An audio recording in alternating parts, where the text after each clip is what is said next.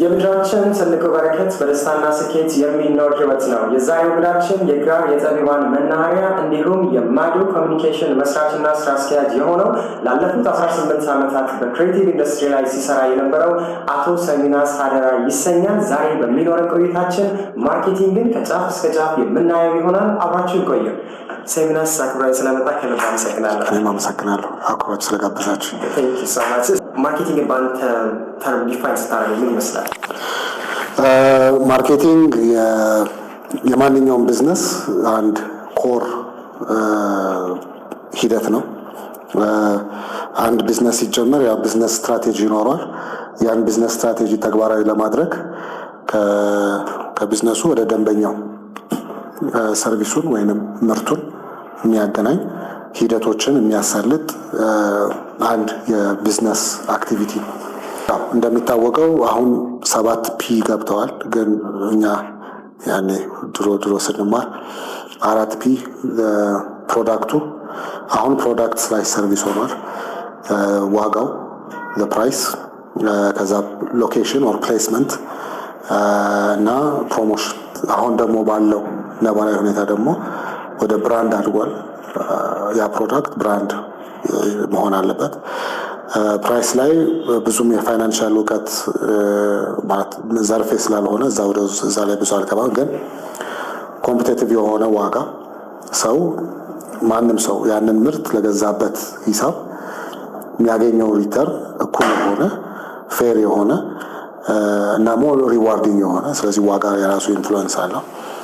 ከዛ ደግሞ ፕሌስመንት ማለት ሱፐር ማርኬት ላይ እቃዎች ሲቀመጡ ከአንገት በላይ የሚቀመጡ እቃዎች እና ከጉልበት በታች የሚቀመጡ እቃዎች በገዢው ላይ ኢፌክት አለው።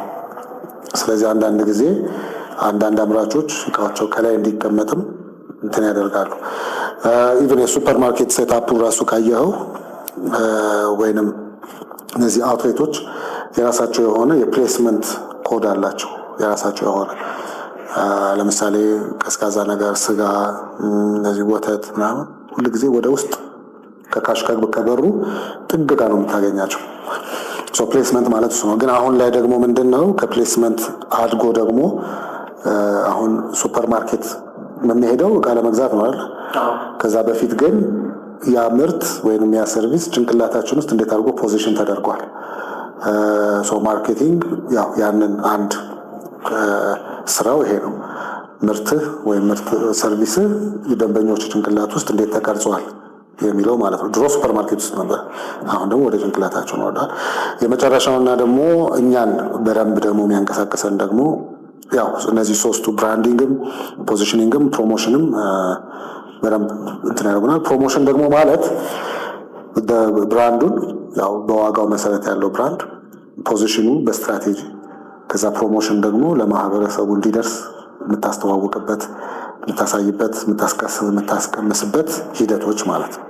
አጠቃላይ ማርኬቲንግ ያው በእኔ አመለካከት ከሰፊው በትንሹ እንግዲህ በዚህ መልኩ ዲፋይን ያደረግነው ማርኬቲንግ አዲስ የሆነ ከስተመር ለማግኘት ወይም ደግሞ አዲስ የሆነ ኤሪያዎችን ለማዳረስ ስንሞክር ጊዜ ከምንድን ነው የምትጀምረው? ምን አይነት መንገዶችን ትከተላለህ? መጀመሪያ መመለስ ያለብን ነገር እጃችን ላይ ያለው ምርት ወይንም አገልግሎት ፈላጊ ያለው ወይ ነው። ለምሳሌ አንድ ስታርታፕ ወይንም አንድ ስሞል ቢዝነስ የሆነ ነገር ይዞ ቢመጡ ያ ምርታቸው ወደ ገበያ ለማድረስ መጀመሪያ ያ ምርት ተፈላጊ ነው ወይ፣ ገዢ አለው ወይ? አዎ ገዢ አለው፣ ሳሙና አይደለ እንዴ ምናምን ልትባል ትችላለህ፣ ወይ ቴክኖሎጂ አይደለ እንዴ ምናምን ሊባል ይችላል። ግን አሁን ባለንበት ዘመን ብዙ ምርቶች ይመረታሉ እና ብዙ ምርቶች ወደ ገበያ ይቀርባሉ። ስለዚህ ያንተ የያዝከው መሸጥ አለበት። ስታመርቶም ሂደት አለው አይደለ? ወጪ አለው። ምንም ነገር ሰርቪስም ይሁን አገልግሎትም ይሁን ምርት ወጪ አለውና ያን ሁሉ ወጪ አውጥቼ የሰራሁትና ለማህበረሰቡ ወይንም ለገዢዎች ያቀረብኩት ነገር ይፈለጋል ወይ? የመጀመሪያው ጥያቄ እሱ ነው። አይፈለግም፣ አዎ ይፈለጋል የሚለውን ለማረጋገጥ የማርኬት ሪሰርች አለ፣ የከስተመር ሪሰርች አለ። ስለዚህ ይሄ ምርቴ ከስተመሮቹ ይፈልጉታል፣ ታስሞክራለህ፣ ታስቀምሳለህ፣ ፕሮዳክት ቴስት ታስደርጋለህ። ከዛ በኋላ ፊድባክ ይሰጣል። ቆንጆ ነው ወደነዋል፣ ግን እንደዚህ ብታደርገው እንደዛ ብታደርገው የሚባል ነገር አለ። ወደ ደንበኞች ስንመጣ ሁሉም ደንበኛ አይደለም፣ እኩል አይደለም። እንዴት? ኤርሊ አዶፕተርስ የሚባሉ አሉ። መጀመሪያ ያን ፕሮዳክትህን ወይ ምርትህን ለመቅመስ ዝግጁ የሆኑ አፕል አዲስ ስልክ ሲያወጣ የሚሰለፉት ሰዎች አሉ አይደል?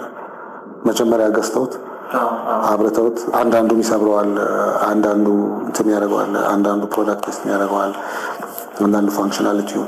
እነዚህ ሰዎች ከማስ ማርኬቱ በፊት አክሰስ ይኖራቸዋል።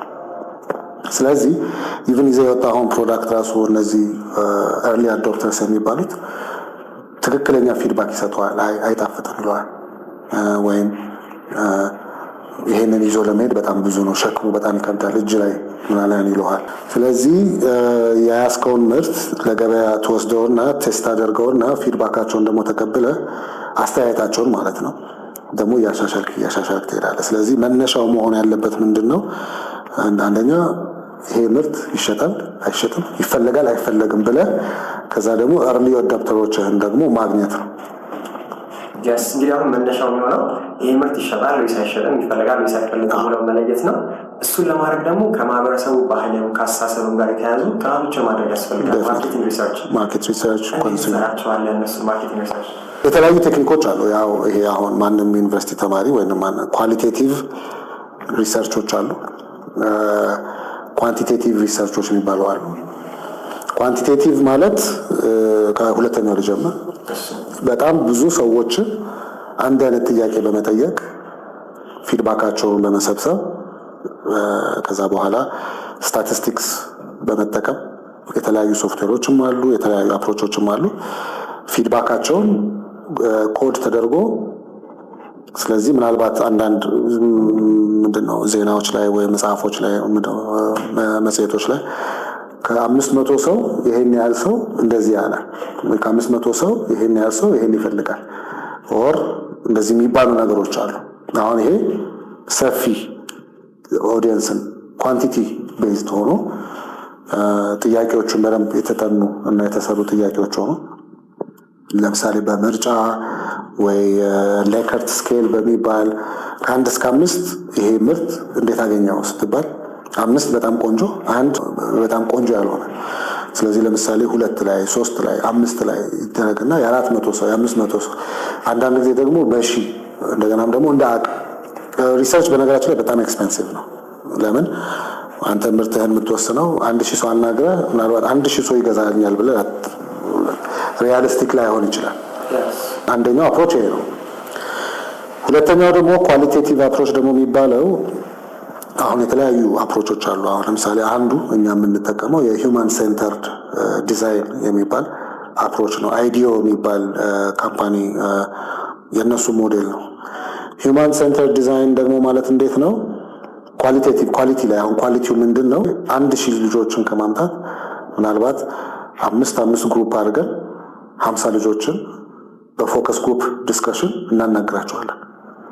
what do you think, what do you feel ከቢሄቪየሩ ጋር ከሚፈጥርባቸው ኤክስፒሪየንስ አንጻር ይሄንን ነገር ስትሞክሪ እሺ ሌትስ ሴይ ኮስሞቲክስ ነው እንበል ኦር ሎሽን ነው እንበል። ስለዚህ ሎሽን ስትመርጪ መጀመሪያ ምንድን ነው የምታስቢው? what is your criteria? እኔ መጀመሪያ የማየው ኳሊቲውን ያለው ለቆዳ ተስማሚነቱን ያለው እንደዚህ ትላለች። so which answer repeats ብዙ ጊዜ ከፎከስ ግሩፕ ከኢንተርቪው ከዛ እንደገና ደግሞ ኦብዘርቬሽናል ያንን አክቲቪቲ ላይ ሆነው አንተ እንደምታያቸው አያውቁም፣ ግን ዩ ኦብዘርቭ ምን አይነት ቢሄቪየር አላቸው ቱዋርድ ዛት የሚለው ማለት ነው። ሶ ኳንቲቴቲቭ ሞር ኩዌስችን ቱ አንሰር ኤንድ ላርጅ አውትፑት የሆነውና እንደገና ደግሞ ኳሊቴቲቭን ደግሞ ማጣመር አለብን ከቢሄቪየር ከኤክስፒሪየንስ ከሪል ታይም ኤክስፒሪየንስ አንጻር ማለት ነው። ስለዚህ ሁለቱን አማክለን ነው ሪሰርች የምንሰራው። ሌላው ማርኬት ሪሰርች ላይ አሁን ይሄ እንግዲህ ስለ ገዢው ማለት ነው። ከዛ በኋላ በዚህ ገዢው ዙሪያ ደግሞ እናከባለን። ማን ነው ኮምፒቲሽን? ሌላ ለነዚህ ልጆች ይሄን ፕሮቫይድ እያደረገ ያለ፣ ሌላ ደግሞ እነዚህ ልጆች ይሄንን ፕሮዳክት እንዲገዙ ወይ እንዲጠቀሙ ኢንፍሉዌንስ የሚያደርጓቸው እነማን ናቸው? ለምሳሌ ከ18 እስከ 22 ብንል የዩኒቨርሲቲ ተማሪዎች ናቸው። ምናልባት የምታቀርበው ኮስሜቲክስ ደግሞ በእነሱ አቅም ሊገዛ ላይችል ይችላል። ስለዚህ ገዢዎቻቸው እንግዲህ ያንን ዕቃ የሚገዙላቸው ወላጆቻቸው ሊሆኑ ይችላሉ። ስለዚህ እነዚህ ልጆች ወላጆቻቸውን ማሳመን አለባቸው ማለት ነው ይህን ዕቃ ለመግዛት። ስለዚህ ወላጆቻቸው ስለዚህ ምን አይነት አመለካከት አላቸው? ስለዚህ ወላጆቻቸውን ሄደን እንጠይቃለን። ከዛ እንደገና ደግሞ ባለሙያዎች እንደዚህ አይነት ትምህርት የሚሰሩ ስለዚህ የእነዚህን ልጆች ተጠቃሚነትን እና ያንን ምርት እጃቸው ላይ ገብተው ኤክስፒሪየንስ ከሚያደርጉት ድረስ ሁሉም ሰው ልክ አይተኸው ብድግ አታረጉ፣ የሆነ ነገር ስለዛ መስማት አለብን። ስለዚህ ሪሰርቾቹ ይሄንን በዙሪያቸው ያለውን ኢንፍሉዌንስን ሪሰርች ይደረጋል። at the end of the day the whole process of marketing ያው ሌሎች ብዙ ባለሙያዎች ስላሉ እንዳልዳፈር፣ ግን መጨረሻ ላይ አንድ ገዢ ያንን ምርት ወይም ያንን አገልግሎት እንዲገዛ ወይ እንድትገዛ ኢንፍሉዌንስ ማድረግ ነው፣ ማበረታታት ነው። እስቲ ሞክሩልኝ፣ ቅመሱልኝ ምናምን ብሎ ገባ። ስለዚህ ዴሞግራፊው ማተር ያደርጋል፣ ሳይኮግራፊው ማተር ያደርጋል፣ እንደገና ደግሞ ቢሄቪየሩም ደግሞ ማተር ያደርጋል። የምንለቃቸው ቪዲዮዎች በአፋጣኝ እንዲደርሱ ቻናሉን ሰብስክራይብ ማድረገውንና የደውል ምልክቷን መጫኑን አይርሱ። ሰምፔር ሚዲያ ደስታና ስኬት ይገባውታል። 3 እህቶች ነበሩ። የፀጉር ቅባት ናለ ቅዳሜ ሁሉ ጊዜ ከትምህርት ቤት መልስ ያው ዊኬንድ ስለሆነ ፀጉራቸው ቅቤ ይቀባሉ። ከዛ በኋላ ሰኞ ማታ ይታጠባሉ። እሁድ ለሰኞ ትምህርት ሬዲ ይሆናሉ ማለት ነው። ስለዚህ ልክ አሁን አቬለብል የሆነው ኮስሜቲክስ ምናምን የለም። ስለዚህ አሁን ለምሳሌ ያንን ኮስሜቲክስ ይገዛል የሚባል አሁን ሳይኮግራፊ እዛ ነው፣ ይሄ ባህላችን አይደለም ነው፣ ይሄ እንትናችን አይደለም ነው፣ ገና ልጅ ነሽ አንቺ ምን ያደርግልሻል ነው ምናምን የሚሉት እንዳለ ነው። ደግሞ እሺም ደግሞ የሚያስብሉ ይኖራሉ። ስለዚህ ሳይኮግራፊውን እና አጠቃላይ ማህበረሰቡ ለዛ ያለው አመለካከት ቢሄቪየር ደግሞ ፐርሰናላይዝድ ይሆናል ማለት ነው። ወደ ልጅቷ ጋር ይመጣል ማለት ነው። it's more intimate and it's more closer to the audience. so ያው በዚህ መንገድ መልካም። ሌላኛው እንግዲህ ምንድነው ማርኬቲንግ ብራንዳችንን የሰዎች ማይንድ ውስጥ ፖዚሽን አድርገን ከዛ በኋላ እንዲገዙ መገፋፋት ነው። ሰው እዚህ ጋር ኢሞሽናል አስፔክቱ እንዴት ነው ለፕሮዳክቶቻችን የምንሰጠው ኢሞሽን? በጣም ኢንትረስቲንግ ጥያቄ ነው። ኢሞሽንን ኢንቮክ ማድረግ አንድ ሳክሰስፉል ማርኬቲንግ ሳክሰስፉል ነው የምትለው ኢሞሽንን ኢንቮክ ማድረግ ከቻለ ቬሪ ሳክሰስፉል። ለምን አንድ ነገር ስናደርግ ውሳኔያችንን ስንወስን ለምሳሌ ከማርኬቲንግ ጋር የሚመጣው ገንዘብ አውጥተን መግዛት ነው አይደል? እና አንዳንድ ማርኬቲንግ ሪዛልቶች ወይንም አንዳንድ ሁኔታዎች ኢሞሽንን ኢንቮክ ያደርጋሉ። as a marketing strategy አሁን ፕሮሞሽን ላይ ስንገባ advertising is one aspect of promotion and advertising ሲሰራ ኢሞሽንን ያማከለ ነገር ነው አንድ ላይ ተደርጎ የሚሰራው። there is a thin line በጣም ቀጭን ላይን አለ between emotionally triggering people and manipulating their emotional aspects. ጥንቃቄ በጣም ያስፈልገዋል። አንዳንድ ጊዜ ምርቱ የሚባልለት አይነት ሳይሆን ለመሸጥ ሲባል እንደዚህ ሆነ እንደዛ ሆነ ይሄን የሚያደርግ ያን የሚያደርግ ይልና አንድ ገዢ እንደ ይሄን ሁሉ ጥቅም የሚሰጠኝ ከሆነ ብሎ ተሰልፎ ሄዶ ሊገዙት ይችላሉ። ገዝተውት ሲሞክሩት if they are not expect ያደረጉትን ነገር ካላገኙ መጀመሪያ የሚጎዳው ስሜታቸው። ስለዚህ ኢሞሽን ስሜት በጣም ኢምፖርታንት አስፔክት ነው ማርኬቲንግ ላይ። የቢሄቪየራል ስተዲ ነው ቢሄቪየራል ሪሰርች እንዳያለው አሁን ለምሳሌ በሳይኮሎጂ የምታጠናው በሶሺዮሎጂ በአንትሮፖሎጂ የምታጠናው የማህበረሰብ ጥናት የሚባለው ከዴሞግራፊ ሳይኮግራፊ ቢሄቪየር ይልና ሪዛልት የሁሉም ነገር ሪዛልት ኢሞሽን ነው። ሶ ለኔ ብዙ ጊዜ ኢሞሽንን ማየው ኦኬ ይሄ ማርኬቲንግ ጥሩ የሆነ ኢሞሽን ኢንጌጅ አድርጎ ማህበረሰቡ ወይንም ገዢዎቹ ኦን ኢሞሽናል ሌቭል ኢንጌጅ አድርጓል የምንለው ሪዛልቱን በማየት ነው። የምንለቃቸው ቪዲዮዎች በአፋጣኝ እንዲደርሱ ቻናሉን ሰብስክራይብ ማድረገውንና የደውል ምልክቷን መጫኑን አይርሱ። ሰምፔር ሚዲያ ደስታና ስኬት ይገባውታል።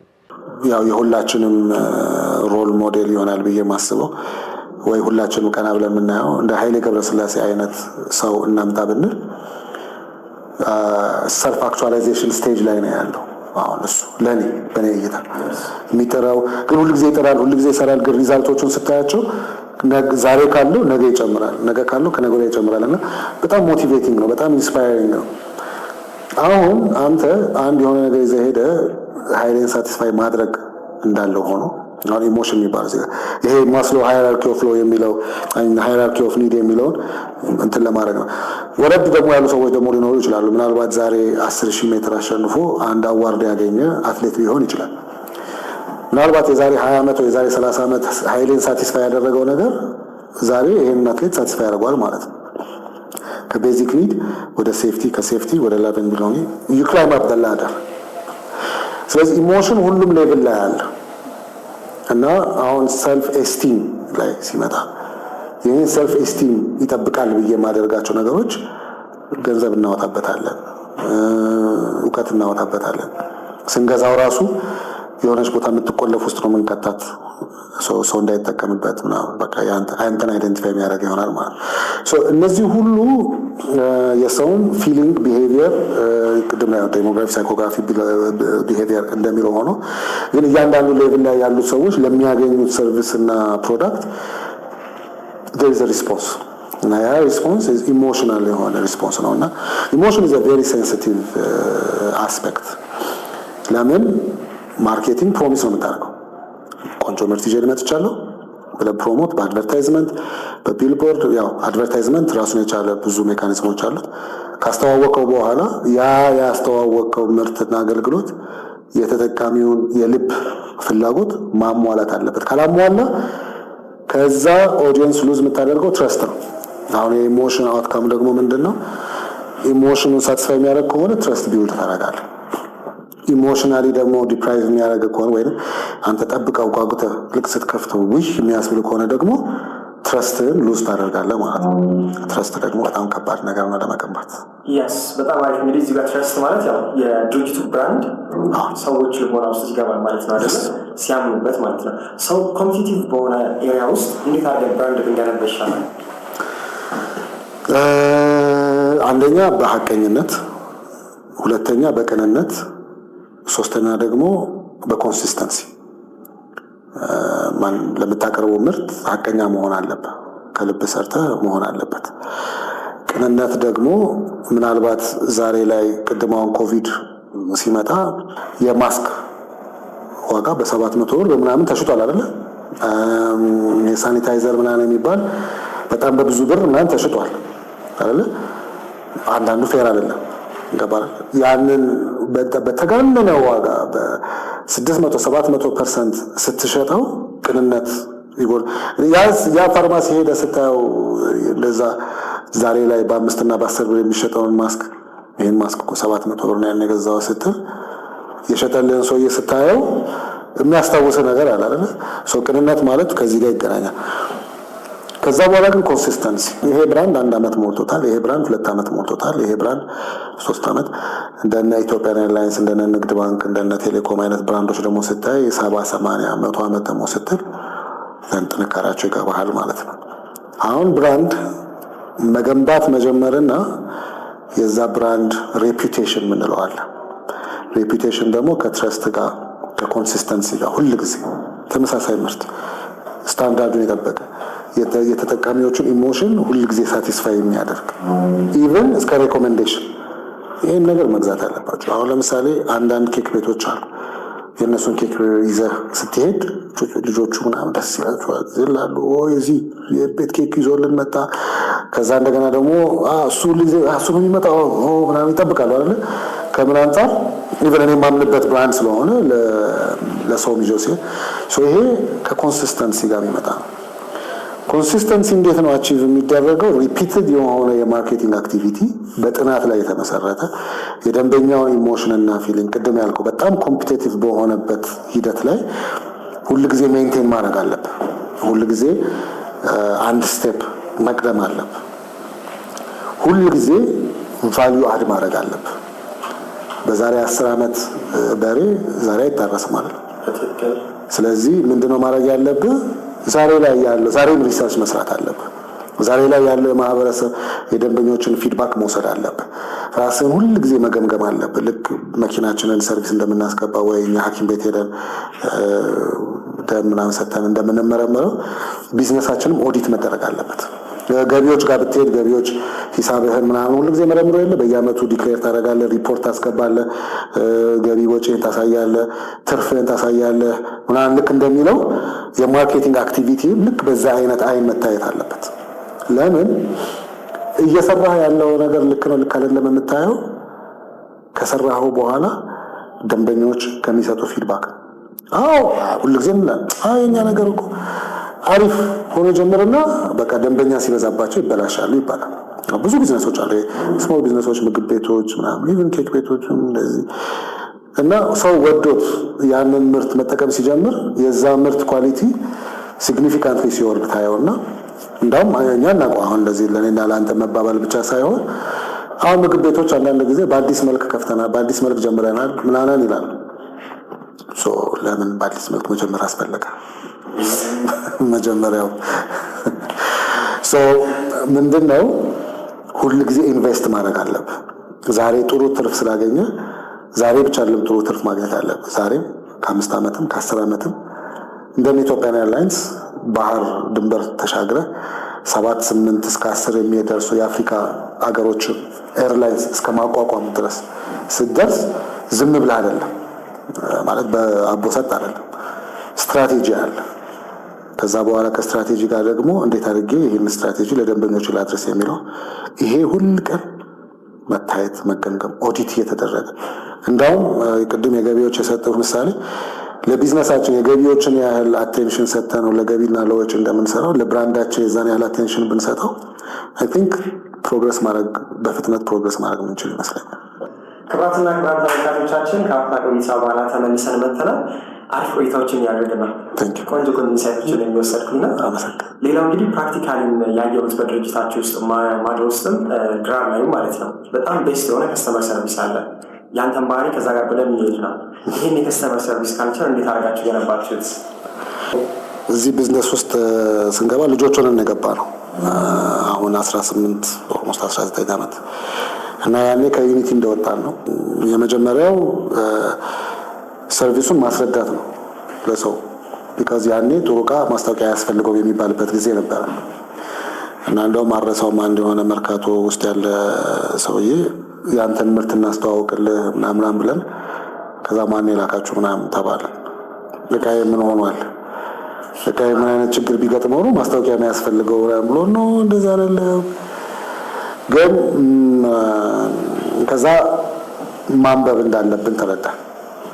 መጀመሪያ እኔ አውስ ፎርቹኔት አንድ መጽሐፍ አለ ከስተመር ካልቸር የሚባል መጽሐፍ የፌዴክስ እንዴት ቢዝነስ ሲጀምሩ እንዴት አድርገው ኢንሴፕሽን ውስጥ ከመጀመሪያ እስከደረሱበት ደረጃ በምን አይነት ትግል ውስጥ እንዳለፉ እንትን የሚል ነው።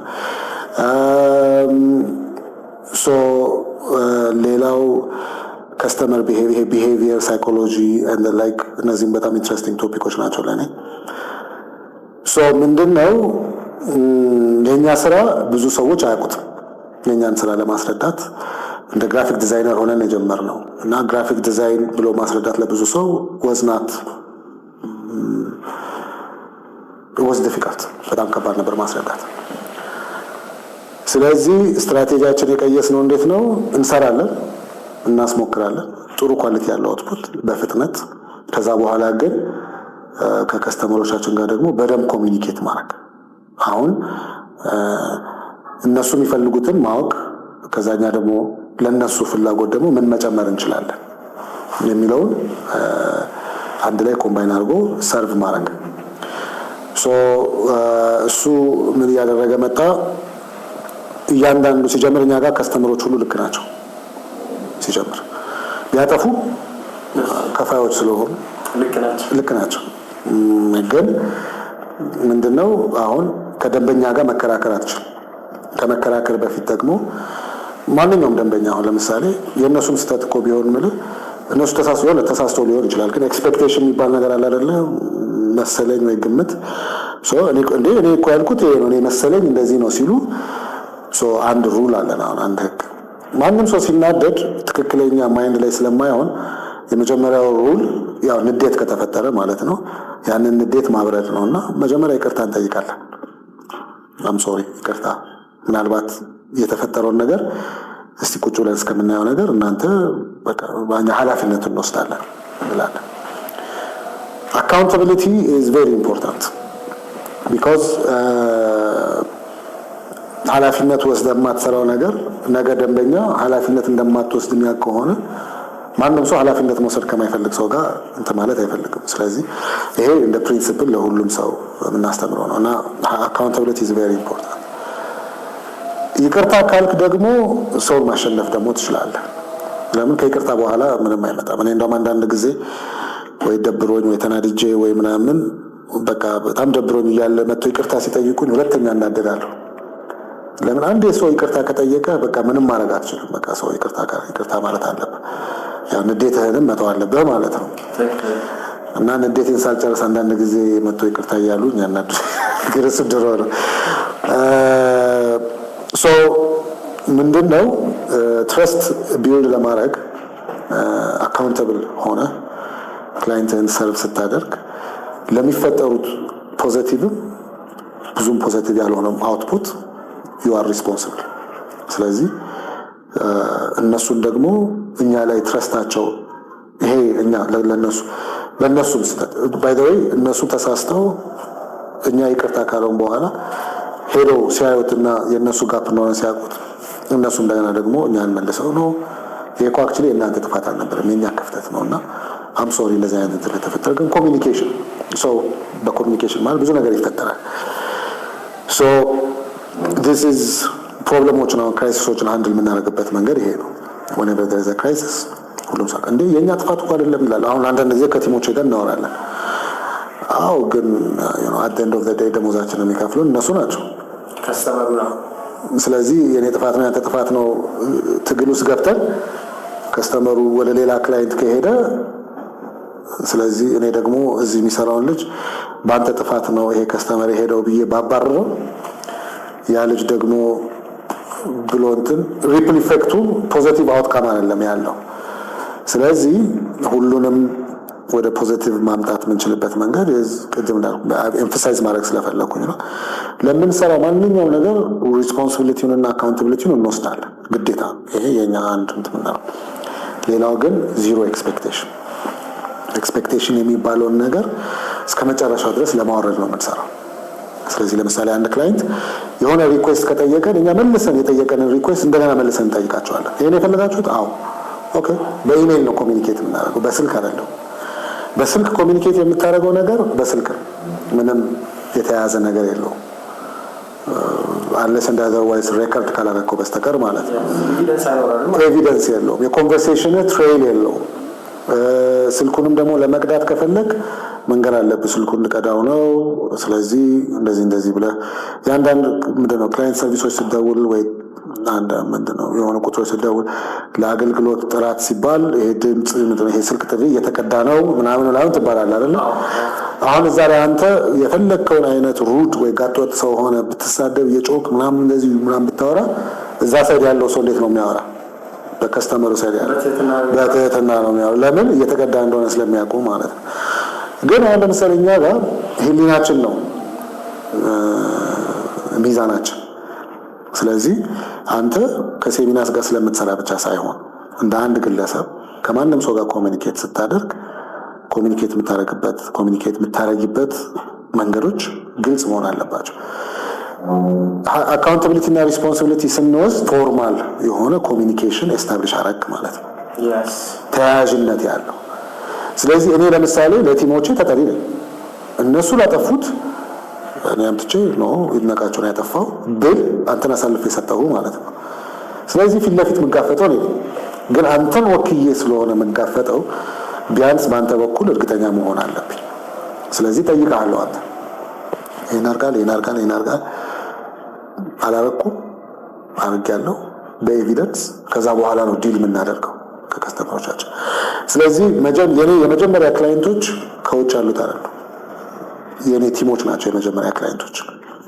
እነዛን ውጭ ያሉት ከፋዮቹን ትሪት በምናደርግበት መንገድ ነው ኢንተርናሎቹን የኔ አብሮ የሚሰሩትን ትሪት የምናደርገው። እኔ እነሱን በዛ መንገድ ትሪት ካላረኳቸው እነሱ ደግሞ ከውጭ ያሉትን ትሪት አያረጓቸውም እና ሜቢ ይህንን ባላንስ ስለምንጠብቅ ይሆናል። ግን እንደዚህ እንደሆነ አላውቅም ነበረ። ጥሩ ፊድባክ አመሰግናለሁ። ሌላ የሰጡን ማስተያየት ምንድነው ሴቶች ላይ በጣም እምነት አለው፣ ኃላፊነት መስጠት ይችላል፣ ሪስፔክት አለው። ይሄማ ግድ ነው። ይሄ ግድ ነው። የእኛ ስራ ደግሞ ዲማንድ ያደርገዋል እና ሁለት ሳይድ ነው ያለ። አሁን ብዙ ሰው ክሪኤቲቭ ኤጀንሲ ነን ምናምን ስንል ግራፊክ ዲዛይነር፣ ኮፒራይተር፣ ፊልም ሜከር ምናምን ወደ 17 25 የሚሆኑ ዘርፎች አሉ። በዛ በጣም ብዙ ዘርፍ፣ በጣም ሰፊ ዘርፍ። እንደገና ደግሞ በቢዝነስ ሳይድ ደግሞ አሉ ክላይንት ማናጀሮች፣ አካውንታንቶች፣ ማርኬቲንግ ምናምን የሚሰሩ ማለት ነው። ስለዚህ ካራክተር ይፈልጋል። ሴቶች ደግሞ እንደ ሰው የራሳቸው ካራክተር አላቸው፣ ጠንካራ ጎን አላቸው። ነገሮችን የሚያገናዝቡበት እና የሚያዩበት መንገድ፣ እርጋታ፣ ፊውቸሪስቲክ ይሄ ኮምፔር ለማድረግ አይደለም፣ ግን እንደ ስትራቴጂ ከብዙ ወጣት ወንዶች ጋር ሰርቻለሁ፣ ከብዙ ወጣት ሴቶች ጋር ሰርቻለሁ። ካራክተሪስቲካሊ ናቹራሊ ወንዶች ሄያጆች ናቸው፣ አምቢሽን ብዙ እንትን አላቸው። ሴቶች ደግሞ አምቢሽኖቻቸውን አቺቭ የሚያደርጉት በሎንግ ተርም ስትራቴጂ ነው። ሶ they have ways of seeing እስከ መጨረሻው። ሌላው ደግሞ ሴቶች they build በቃ ስትሮንግ የሆነ ኤንቫይሮንመንት ቢልድ ያደርጋሉ፣ ኮንሽስ የሆነ ኤንቫይሮንመንት ቢልድ ያደርጋሉ። ጠያቂ የሆነ ኤንቫይሮንመንት ቻሌንጅ አለው and ብዙ ነገር በስተመጨረሻ ደግሞ they give life, so they understand the component of every aspect that life has to deal with. ስለዚህ ክሪኤቲቪቲ ላይ ደግሞ ሲመጣ the least ዲስካቨር የተደረገ የክሪኤቲቭ አውትፑት ደግሞ በተለይ እዚህ አዲስ አበባ ላይ ማለት ደፍራለሁ፣ ይሄ ድፍረት ነው፣ ይቅርታ ትንሽ ሰው ካለ የሴቶች ኦፒኒየን አልተሰማም፣ የሴቶች ክሪኤቲቪቲ አልታየም። ሴት ፊልም ሰሪዎች፣ ሴት ሙዚቀኞች። አሁን ሴት ሙዚቀኞች ማለት መድረክ ላይ ወጥተው የሚዘፍኑት ሳይሆን የሚጽፉት፣ የሚያቀናብሩት ሴት አቀናባሪዎች። እኔ አሁን አንድ ፕሮጀክት ላውንች ለማድረግ ፈልገን ሴት አቀናባሪዎችን ሳፖርት የሚያደርግ ሴት ዲጄዎች ምናምን ስትል በጣም ትንሽ ቁጥር ነው ያለው። ግን the way women tell story and the way man tells story የራሱ የሆነ ዲፍረንስ አለው። ግን ያኛው ማርኬት አልተደረገም ገና። ሶ የእነሱም እይታ ደግሞ አለ፣ ለህይወት የሚያዩበት መንገድ፣ ለማህበረሰብ ያላቸው እይታ። ወንዶች ኮንፍሊክት ውስጥ ስንሆን ኮንፍሊክትን ሶልቭ የምናደርግበት መንገድና ሴቶች ኮንፍሊክትን ሶልቭ የሚያደርጉበት መንገድ ምናምን ብለህ ስታየው there will be some interesting stories. All in all ጀንደር ኢኳሊቲ የሚባል ፐርስፔክቲቭ አለ። እኔ በጀንደር ኢኳሊቲ አላምንም። ጀንደር ኤኩዊቲ is the way forward. So ኤኩዊቲን ማቴሪያላይዝ ለማድረግ or ኤኩዊቲን ጋራንቲ ለማድረግ we have to give as many opportunities to women as possible, so that ሁሉ ጊዜ እኛ ኦፖርቹኒቲ ሰጪ ሆኜ አይደለም፣ ግን you know why not work on that aspect? ለምን እድሉን አንሰጥም? ለምን ሁሉ ጊዜ ይሄ ሁሉም እኮ የሚያወራው ነው like ወንዶች እና ሴቶች እኩል እየሰሩ ለሴቶች የሚከፈላቸው እና ለወንዶች የሚከፈላቸው like why? It doesn't make sense. If they're doing the same job in a better way. የምንለቃቸው ቪዲዮዎች በአፋጣኝ እንዲደርሱ ቻናሉን ሰብስክራይብ ማድረግዎንና የደውል ምልክቷን መጫንዎን አይርሱ። ሰምፔር ሚዲያ ደስታና ስኬት ይገባዎታል። እዚህ ላይ ለመጨመር ያው ስለ ወንድ ስለ ሴት ብቻ ለማድረግ በተመሳሳይ መንገድ ደግሞ ለወጣቶችም እኩል የሆነ እድል መሰጠት አለበት። ልጅው ሴቶች ከዛ ወጣት ወንዶች ሴቶች ይሄ በጣም ኢምፖርታንት ግሩፕ ነው። ለምን እኛ አሁን እንደ አንድ ሞዴል የምናየው ምንድነው የ5 ዓመት ልምድ ያለው ሰው ስራ መቅጠር ያው አወዳደረ ምናምን የስራ እድል መፍጠር አለ። ስለዚህ አንድ ሰው ያን ያህል ልምድ ከሌለው ሁሉ ጊዜ እንኳን የምትፈጥረው ከታች ያለውን የሚመጣውን አቅም ብሎክ ታደርጋለህ። ግን የተለያዩ የኢንተርንሺፕ ሞዴሎች አሉ፣ የተለያዩ የኦን ጆብ ትሬኒንግ አፕሮቾች አሉ ሶ ዳት መሰላል ሰርተንላቸው ሁሉም መሰላሉን እየወጣ እንዲሄድ ማለት ነው። ግን እዚህ ጋር አንድ ታሳቢ መሆን ያለበት ነገር ሁሉም ሰው የሚመዘነው በሪዛልቱ ነው። ማንም ይሁን ማንም ማለት ነው። ሴቶች ስለሆኑ ሪዛልታቸው ጥሩ ባይሆንም ወንዶች ስለሆኑ ሪዛልታቸው ጥሩ ቢሆንም እዚህ ጋር ያው እንደምታውቀው ነው መገምገም አትችልም። ስለዚህ ማንም ሰው እንደ ሰው የጾታ የምናምን ጉዳይ ሳይሆን ከጥረት ከፓሽን እና ደግሞ የሆነ ነገር ከማድረግ የተነሳ ፍላጎት መስራትና ሪዛልት ዴሊቨር ማድረግ ስለዚህ ይቀጥላል። ሶ ኦፖርቹኒቲ መስጠትና ከዛ በኋላ ደግሞ ያንን ኦፖርቹኒቲ ይዞ ወደፊት መቀጠል ደግሞ ሁለት የተለያዩ ነገሮች እንደሆነ ታውቆ ግን ኦፖርቹኒቲ መሰጠት ላለበት ደግሞ ግዴታ ነው። ስለዚህ አሁንም እንቀጥልበት ነው። የተለያዩ አፕካሚንግ ፕሮግራሞች አሉ ምናልባት ጊዜዎች ሲደርሱ ሶ ስፔሲፊካሊ ውመን ሴንተርድ ኤንድ ውመን ፎከስድ ፕሮጀክትስ ማለት ነው በደንብ እንደ ስትራቴጂ የምንገፋበት ነው። በተለይ የጥበብ ዘርፉ ላይ የሴቶች ተሳትፎ እንደሚፈለገው አይደለም። በየዘርፉ ጠንካራ የሆኑ ሴት ባለሙያዎች መፈጠር አለባቸው። በተለይ በክሬቲቭ ኢንዱስትሪ ይሄ ደግሞ ሀፕን ማለት የሚችለው ኦፖርቹኒቲ ከተሰጠ ብቻ ነው። መልካም እንግዲህ አሁን ምን ያህል ኦፖርቹኒቲስ አለ እዚህ ማርኬቲንግ እና ክሬቲቭ ኢንዱስትሪ ላይ? እጅግ በጣም ብዙ ለምሳሌ ሰርድ ይር ዩኒቨርሲቲ ተማሪዎች ካሉ ኦር ሰከንድ ይር ዩኒቨርሲቲ ተማሪዎች ካሉ ካሪየራቸው እዚህ ማርኬቲንግ እና ክሬቲቭ ኢንዱስትሪ ውስጥ እንደዚህ አይነት ኦፖርቹኒቲ አለ እንዲሉ ዝም ስሞች እየጠቀስኩልህ ለምንጠቀመው ነው ቲም። ስለዚህ አሁን ሪሰርች ስንሰራ ቅድም እንደነገርኩ የሶሺዮሎጂ፣ አንትሮፖሎጂ፣ ሳይኮሎጂ ባለሙያዎች ጋር ወይ ተማሪዎች ጋር ነው ሪሰርች የምንሰራው። ይጠቅማል ከነሱ የሚመጣው ኢንፑት። ስትራቴጂ ላይ ስንሰራ ከቢዝነስ ዴቨሎፕመንት፣ ከማርኬቲንግ፣ ከማኔጅመንት፣ ከኢኮኖሚክስ ያ ስትራቴጂ ሁለገብ የሆነ የተለያየ ዘርፍ ወይም የተለያየ ኤክስፒሪየንስ ያላቸው ባለሙያዎች ወደ አንድ ስለሚያመጡ ክሪኤቲቭ ላይ ያው በግራፊክስ ዲዛይን፣ ሞሽን ግራፊክስ፣ በግራፊክስ በቤዚክ ሌይአውት ዲዛይነርስ፣ ፐብሊኬሽን ዲዛይነርስ የሁሉ ኦፖርቹኒቲ አለ። ከድርሰት ጋር ጸሐፊዎች አሉ፣ የመጽሐፍ ጸሐፊዎች አሉ፣ የፊልም ስክሪፕት ጸሐፊዎች አሉ፣ የሙዚቃ የሚጽፉ አሉ፣ የሬዲዮ ስክሪፕት የሚጽፉ አሉ። ዝም ሃይላይቱን ነው እንግዲህ ስምነግርህ። አሁን ፊልም ሲባል እኛ ፊልም ለምናየው ወደ 15 ዲፓርትመንት አለ።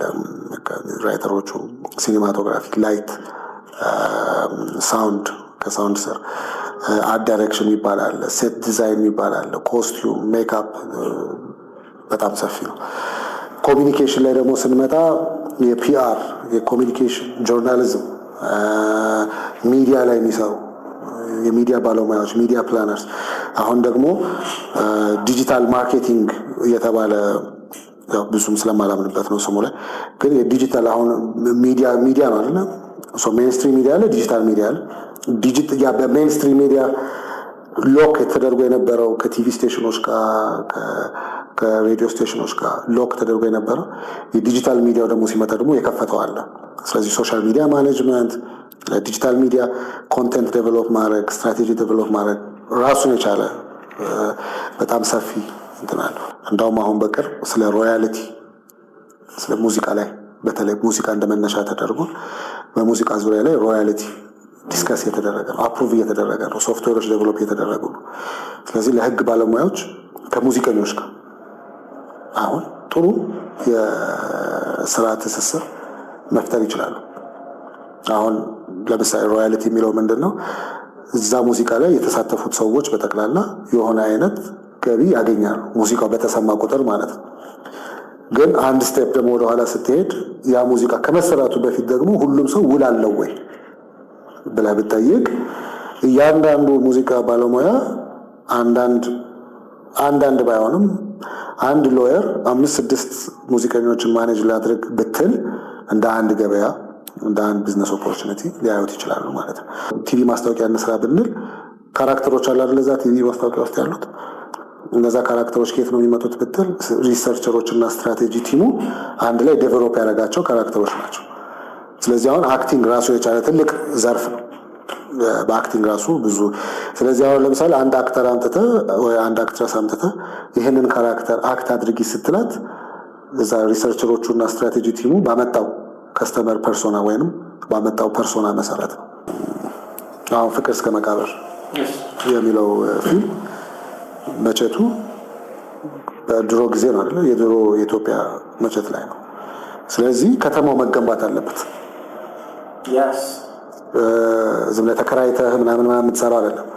ያን ከተማ ለመገንባት ኢንቴሪየር ምንድነው አርኪቴክቶች ትፈልጋለህ፣ ኢንቴሪየር ዲዛይነሮች። ሌላ የረሳሁት ደግሞ እነዚህ ናቸው፣ ሴት ዲዛይነር፣ እነዚህ ኢንቴሪየር ዲዛይነሮች፣ አርኪቴክቶች ትፈልጋለህ፣ ኮንስትራክሽን ሰዎች ትፈልጋለህ ምናምን። ይሄ ሁሉ አለ ከተማውን ለመገንባት። ከዛ እንደገና ደግሞ ለምሳሌ ኮስቲዩም አለ። አሁን ልብስ አክቲንጉ ምኑ ሁሉም ሴት ዲዛይኑ በጠቅላላ ተሰርቶ ነው፣ ከስክራች ነው ሁሉም ነገር የሚሰራው። ስለዚህ አሁን ልብስ ስትል ልብሱ መሰፋት አለበት ፍሮም ስክራች ላለው ካራክተር እኩል ደግሞ ልስፋ ስትል ደግሞ ምናልባት ባለሙያው ሰው መሆን እዚህ ጋር ሊመልስልህ ይችላል። በሌላ አጋጣሚ ምን ያህል ሲንጀር፣ ምን ያህል ልብስ ሰፊ፣ ምን ያህል ከርካሚ፣ ምን ያህል ፊኒሽንግ ምናምን ዝም ብለህ ስታየው ኢትዮጵያ በአጓ ምንድነው በአጓ ምክንያት ኢንዱስትሪ ፓርኮች መርፌና ሲንጀር ይዘው ሲወጡ ምናልባት ፊልም ኢንዱስትሪው አጓ ትቶት የወጣውን ስፔስ በሲንጀሮች እና በልብስ ሰፊዎች ሪፕሌስ ሊያደርጉ ይችላል በቀላል ብዙ ፊልም ስንሰራ ማለት ነው። የድሮ ታሪኮቻችንን ስንሰራ የኢትዮጵያ ደርግ ወይንም ከደርግ በፊት ያለውን ወይንም አሁን ኢቭን የዚህንም ያው ግዛት እንደ መንግስት እንትኖች አይተን ወደ ኋላ እየሄድን ለእያንዳንዱ ፊልም እንስራ ብንል ለእያንዳንዱ 10 ፊልም እንስራ ብንል ኮስቱም ዲፓርትመንቱ ብቻ ኢንዱስትሪ ፓርኩን በትንሹ ሊያንቀሳቅስ ይችላልና በጣም ጠንካራ የስራ ኦፖርቹኒቲ ያለበት ነው። ያልታየ ስለሆነ እኔ አሁን አንዳንድ ጊዜ አካውንታንቶች ሳገኝ አካውንታንቶች ባንክ እና የመሳሰሉት ሊሄዱ ይችላሉ፣ ግን ክሬቲቭ ኢንዱስትሪው ጥሩ ኦፖርቹኒቲ ያለው። የህግ ተመራቂዎች ምንድነው አቃቤ ህግ እና እንደዚህ ፍርድ ቤት ምናምን ሊሄዱ ይችላሉ፣ ግን የጥበብ ዘርፉ ላይ ቢመጡ ደግሞ ራሱን የቻለ ኦፖርቹኒቲ ያለው። ስለዚህ ገና የታመቀ ያልተከፈተ በደንብ ያልታየ ግን በተለይ ደግሞ ለወጣቶች በተለይ ደግሞ ለዩኒቨርሲቲ ተማሪዎች ሰከንድ ይር ሰርድ ይር ላሉ ተማሪዎች ጥሩ ኤክስፕሎሬሽን ፖይንት። ስለዚህ እንደ አቅማችን እና እንደ ጊዜው ኢንጌጅ እናደርጋቸዋለን። ለምሳሌ ኢኮኖሚስቶችን ስናገኝ እስቲ የአንድ የሙዚቃ ዋጋ ስንት ነው? እስቲ ዱ ሪሰርች ዱ ዮር ፔፐር። የራይድ የአንድ መኪና ከዚህ በፊትም ተናግሬያለሁ ሌላ ቦታ ላይ የራይድ መነሻ ዋጋ አለ አይደል? የራይድ መነሻ ዋጋ ስላለው ዛሬ ኢኮኖሚክ ቫልዩዎቹ ሲቀያየሩ የመነሻ ዋጋው ከፍ ይላል። ኢቭን ለግዠሪ ምናምን ደግሞ ስትፈልግ ልክ እንደዛ አለ። ስለዚህ የሆነ ኢኮኖሚክ ቫልዩ አለው ማለት ነው። በተመሳሳይ መልኩ መጽሐፎቻችን፣ ፊልሞቻችን፣ ሙዚቃዎቻችን፣ ቲያትሮቻችን፣ ውዝዋዜዎቻችን፣ ባህላችን ኢኮኖሚክ ቫልዩ ሊኖረው ይገባልና ከኢኮኖሚስቶች ከእንደነዚህ ባለሙያዎች በመወጣጣት ብዙ ጥናት በማጥናት ነው እነዚህ መጡትና አይ ዶንት ቲንክ ከዩኒቨርሲቲ የበለጠ ጠንካራ ቦታ ያለ አይመስለኝም እነዚህን ስራዎች ለመስራትና አይ ቲንክ በጣም ሰፊ ኦፖርቹኒቲ እንደውም እኔ ከምናገረው ባሻገር ራሱ ብዙ አለው ብዬ አምናለሁ። እንዲያውም የገለጽክልን ምርጥ ነጥቦች አሉ። እነዚህ ነጥቦች ደግሞ በተሻለ መልኩ ለማሳደግ ምን አይነት ፖድካስቶችን ምናይ፣ ምን አይነት ስኪሎች ዴቨሎፕ ብናደርግ የሚሉ ሰዎች አሉ። ያው ክሬቲቭ ኢንዱስትሪው በደንብ ገና ኤላቦሬትሊ አላደገም አንፎርቹኔትሊ፣ ግን ሁላችንም የራሳችን ጥረት እያደረገን ነው። ግን እኔ አሁን ብዙ የተማርኩት ዘ ፊውቸር FUTUR የሚል የዩቲዩብ ቻናል አለ። ክሪስ ዱ የሚባል ከአሜሪካ ነው፣ የአሜሪካ ቻናል ነው። ግን ወደዚህ ስናመጣው ያው ሎካላይዝ እያደረግን ኮንቴክስቹዋላይዝ እያደረግን አጠቃላይ ክሬቲቭ ኢንዱስትሪው የማርኬቲንግ እና የክሬቲቭ ኢንዱስትሪው እዚህ አዲስ አበባ ውስጥ እንዴት ተደርጎ ሞኔታይዝ ይደረጋል፣ እንዴት ተደርጎ ወደ ስራ ይለወጣል፣ ፕሮሰሶች፣ ሂደቶች፣ ፕራይሲንግ እና ምናምን የመሳሰሉ ብዙ ኢንደፕት ከዛ ተምሬበታለሁ። ለሪሰርች ብዙ ጊዜ ሂውማን ሴንተርድ ዲዛይን የሚል የአይዲዮ መጽሐፍ አለ። እሱ በጣም ጥሩ መጽሐፍ ነው። ኢትስ አቬለብል ኦንላይን ያው ስክሪኑ ላይም አይቶ ማሳያችኋል። ሊንኩን ከስር እናስቀምጣለን። ያ ማስቀመጥ እንችላለን። ስትራቴጂ ላይ የስትራቴጃይዘር የሚባል ካምፓኒ አለ የሚያወጣቸው ቢዝነስ ሞዴል ጀነሬሽን፣ ቫልዩ ፕሮፖዚሽን ጀነሬሽን፣ ቴስቲንግ አይዲያስ እነዚህ በጣም ምርጥ መጽሐፎች ናቸው። ለብዙ ነገር ኢንኮርፖሬት ያደረኳቸው።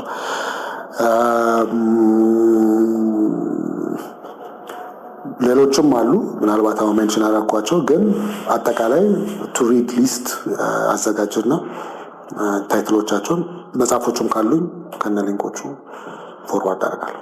መልካም፣ ተጨማሪዎቹ ሊንኮች ከስር እናስቀምጥላቸዋለን። ቴንክ ዩ ሶ ማች። ምርጥ ቆይታ ነው ያደረግነው። ማርኬቲንግን በሆነ በተለየ ሚስ እንድናየው ክሬቲቭ ኢንዱስትሪ ደግሞ ምን ያህል ኦፖርቹኒቲ እንዳለው እኔም እንዳየው አድርጎኛል፣ ተመልካቾችንም አድርጓቸዋል ብዬ አምናለሁ። አይሆፕሶት። እስቲ መጨረሻ የምታስተላልፍልን መልዕክት አለ? ምን ላይ ብናተኩር ይሻላል? መልዕክት ለወጣቱ መካሪ እንኳን ሌቭል ባልደርስም ግን ካየነው ብዙ ሾርትካቶች ሞክረን ነበር ኤቨር ሲንስ ከዩኒቲ እንደተመረቅን ወላጆቻችን ጋር መግባባት የቻልነው የራሳችንን ስራ እንሰራለን በማለት ነው።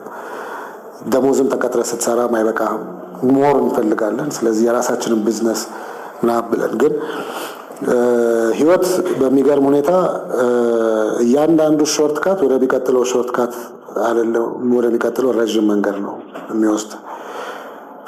ሾርትካቶች ብዙ ሾርትካቶች አይደሉም። ስለዚህ ብዙ ሾርትካቶች እየወሰድን ቶሎ ከምናቆም ፍላጎታችንን አምቢሽናችንን መድረስ የምንፈልገው እነሱን ኢንቱ ሜኒ አፕሮቸብል ወደ ሆኑ ግን ሁላችንም ራሳችንን ወደ መድረክ ስናመጣ ወደ መድረክ የማናመጣው በጣም ብዙ ስቶሪዎች አሉ። እነዚህን ስቶሪዎቻችን ወደ መድረክ ይዘን ብንመጣ ማንም ሰው ጉጉት አይፈጥርበትም። ግን አዲስ ጫማ ስንገዛ፣ አዲስ ልብስ ስንገዛ፣ አዲስ ሽቶ ስንገዛ፣ አዲስ መኪና ስንገዛ፣ አዲስ ቤት ስንገዛ የአጭር ቀን ሪዛልት ይመስላል። ግን እያንዳንዱ ከሄደበት የህይወት እርምጃ በስተጀርባ ብዙ ሾርትካቶች ፌል አድርገውናል። አሁን ሾርትካት አትከተሉ ምናምን አይደለም፣ ብስብልም ባልልም ማንም ግን ስትራክቸርድ የሆነ ህልም ያስፈልገናል። እሺ ከዛስ የሚል ጥያቄ ሁል ጊዜ ራሳችን መጠየቅ አለብን። እሺ ጫማ ገዛው፣ እሺ ከዛስ ሽቶ መግዛት፣ እሺ ከዛስ አሁን መኪና ነው መግዛት ያለብኝ፣ እሺ ከዛስ አሁን ቤት ነው መግዛት ያለብኝ፣ እሺ ከዛስ አለቀ አይደል? ሁሉም የምትፈልጋቸው ነገር ገዛቸው፣ ከዛስ። ስለዚህ ባለህ በሚታይና በሚዳሰስ ብቻ ሳይሆን የምትመዘነው በጭንቅላት በታሪክም ትመዘናለህ፣ በስነ ምግባርም ትመዘናለህ፣ ለሌሎች በምትተወው መልእክት ትመዘናለህ። ስለዚህ ዛሬ ትተህ የምትሄደው ማንኛውም አይነት ዱካ ከኋላ የሚከተል ሰው አለ፣ ያንን እንትን ለማለት ማለት ነው። ስለዚህ ሁሉም ነገር የምናየው እንዳለ አይደለም፣ እንደሚመስለን አይደለም። ከእያንዳንዱ በስተጀርባ ብዙ ደምና እንባ አለ። እሱን መጋፈጥ ነባራዊ ሁኔታ ነው። ግን ሾርትካት አስበን እሱን ስንጋፈጥ ደግሞ ሞራላችን ይተሰበራል፣ ተስፋ እንቆርጣለን። ለዚህ ህይወት ነው ወይ ብለፋው እንላለን። እና ለዚህ ህይወት ሳይሆን የምንለፋው ሁልጊዜ ኤግዘምፕለሪ የሆነ ሁልጊዜ ለተናናሾቻችን ጥሩ እንደ ኃይሌ እንደ እንትና ብለን ድሪም ኖሮን እንደ ማህበረሰብ የምንለወጥበት አንድ መንገድ ነው ብዬ ማስበው ከሾርት ካት ይልቅ ስትራክቸርድ የሆነ በደንብ ህልም ሊያስፈልገን ይገባል። እና ያው ሁሉም እንደ ቤቱ መሆን ያለበት እንደ ጎረቤቱ አይደለም። ስለዚህ ሳክሰስን መመዘን ያለብን ሳክሰስፉል የሆኑትን ልጆችን እያደነቅን ለጉብዝናቸው ለስራቸው ግን እንደነሱ ሳይሆን እንደራሳችን ሆነን እኛም የራሳችን ሳክሰስ መኖር አለበት። ስለዚህ ትዕግስት ዛሬ ላይ ባይኖርም ነገ መምጣቱ አይቀርም። ግን ታሳቢ እያደረጉ ተስፋን ወደ ተግባር እየቀየሩ ግን ሁልጊዜ መስራት ሁልጊዜ መጣር 8 ሰዓት ሳይሆን 16 ሰዓት መስራት ግዴታ ነው። እንደውም አንዳንድ ጊዜ 8 ሰዓት መተኛት ከባድ ነው። አሁን ባለው በጣም ቻሌንጂንግ የሆነው የኑሮ አካሄድ ብዙ ስራ መስራት ይጠበቅብናል። ስለዚህ ሰው የሚቀየረው በመስራት ነው እንጂ በሾርት ካት አይደለም። ስለዚህ ትንሽ ትዕግስት፣ ትንሽ ወጣቱ በተለይ ቶሎ ዲሞራላይዝድ አለመሆን። ቶሎ ማርኬቲንግ ላይ አንድ ኮንሴፕት አለ፣ ፊር ኦፍ ሚሲንግ አውት፣ ፎሞ የሚሉት ቢሄቪየራል ማርኬቲንግ ላይ እና ካምፔኖች ይሰራል። አሁን ቅድም ኢሞሽን ምናምን ያልነው ማለት ነው። እና አይ ካን ዱ አ ካምፔን ሴይንግ ዩ አር ሚሲንግ አውት፣ ይህንን ምርት ዛሬ ገዝተሽ ይህን ምርት ዛሬ ገዝተህ ካልተጠቀምክ ዩ አር ሚሲንግ አውት ሳምቲንግ እልሃለሁ። ከዛ አንተ ያ ስሜት ይፈጠርብሃል። ማስታወቂያ የሚሰራው ለ3 ለ4 ሰው ምናምን አለ፣ ለሚሊዮኖች የሚቆጠር ህዝብ። ስለዚህ እነ ቲክቶክ እና ኢንስታግራም የሚያሳዩን ላይፍ ስታይል በጠቅላላ በየቀኑ የሚነግሩን ነገር ምንድን ነው? you are missing that out ነው። so everybody is in fear of missing that out። ስለዚህ ራሳችን ላይ በጣም ከባድ የሆነ ሸክም እናስቀምጣለን። ይሄንን ነው መሆን ፈልገው ግን መሆን አንችልም። ስለዚህ ኢሞሽናል ዳሜጅ የሚባለው አንድ ሚም አለ አይደለ? ይመጣብናል። ኢሞሽናል ዳሜጅ is real እና የላይፍ ሚኒንግ ደግሞ ይጠፋል። ሶ ይሄ በተለይ ደግሞ ላሳደጉን ወላጆቻችን ትልቅ ይሰራል። እነሱ ወላጅና ልጆች በራሳቸው ጋባላቸው፣ ግን እኛ እንደ ወጣቶች መፍራት ያለብን ሚሲንግ አውትን ሳይሆን መፍራት ያለብን በቃላል ጤነኛ ህይወት ሜንታል ሄልዛችንን እና ስብናችንን ጠብቀን መኖር መቻል ነው ትልቅ ቫልዩ ያለውና ያው መካሪ ያለው በየቀን ብዙ መከራ በጣም አመሰግናለሁ እዚህ መድረክ ላይ ስለጋበዝከኝ። ተማራችሁበት ተስፋ እናደርጋለን። እንግዲህ የተመቻችሁን ሀሳብ ደግሞ ኮሜንት ላይ አስቀምጡልን። ቴንክ ዩ ሶ ማች። አንተም ጎብስ፣ ጥሩ ስራ እየሰራ ነው። ለወጣቶችም በወጣቶች እይታ የተለያየ ፐርስፔክቲቭም ድራይቭ ማድረግ ይሄን ናሬቲቭን ማስቀመጥ ብዙ ፈተና እንዳለው አውቃለሁ፣ ግን በርታ። አንተም ጥሩ ነው የምትሰራው። ገና ልጅ ነህ፣ ገና ብዙ ነገር ይጠብቃል። ስለዚህ ጎብዝ አንተ። ቴንክ ዩ። የምንለቃቸው ቪዲዮዎች በአፋጣኝ እንዲደርሱ ቻናሉን ሰብስክራይብ ማድረገውንና የደውል ምልክቷን መጫኑን አይርሱ። ሰምፔር ሚዲያ፣ ደስታና ስኬት ይገባውታል።